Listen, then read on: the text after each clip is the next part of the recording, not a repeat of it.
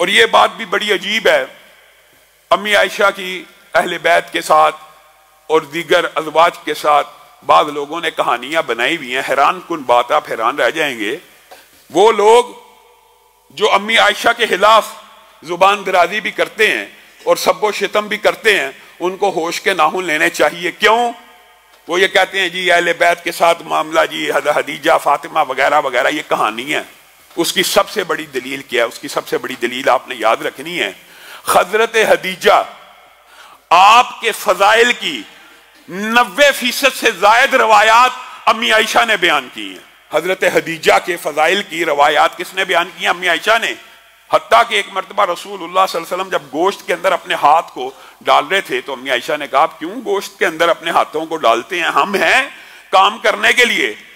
कहा, हदीजा ने मुझे ये वसीयत की थी कि फला फला मेरी सहेली को कुर्बानी का गोश्त भेजा करना, मैं इसलिए। तो अम्मी आयशा उस वक्त एक इंसानी फितरत के तहत, एक इंसानी तकादे के तहत क्या उठी। आप उस उधेड़ उम्र औरत को हमेशा याद रखते हैं। उसके बाद अल्लाह ताला ने आपको कंवारी बीवी भी दी, उसके बाद जवान बीवियां भी अता की।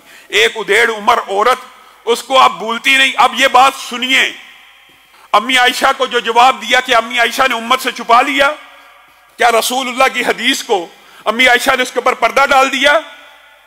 रसूलुल्लाह सल्लल्लाहु अलैहि वसल्लम ने जो अम्मी आयशा को ये अल्फाज कहे थे ना, आयशा जिस वक्त तेरी कौम मेरी तकजीब करती थी उस वक्त हदीजा मेरी तस्दीक किया करती थी। जिस वक्त तेरी कौम मुझसे माल रोका करती थी उस वक्त हदीजा मुझ पे अपना माल निछावर किया करती थी। यह हदीस किसने बयान की है? यह हदीस अम्मी आयशा ने बयान की है। क्या सुकनापे के आलम में अम्मी हदीजा का कोई फजल और कोई रुतबा छुपा के चली गई? ये खामहा लोगों ने किस्से और कहानियां बनाई हुई। अम्मी खदीजा के, हजरत फातिमा की दिल लगी करते हुए कह दिया, फातिमा नबी करीम सल्लल्लाहु अलैहि वसल्लम ने तेरे बारे में कह दिया है, वो 4 औरतें जो जन्नत की सरदार होंगी उनमें से एक तू होगी। क्या छुपा के चली गई? हजरत फातिमा के, हजरत हदीजा के जितने फजाइल हैं उनमें से अक्सरियत अम्मी आयशा ने बयान की है।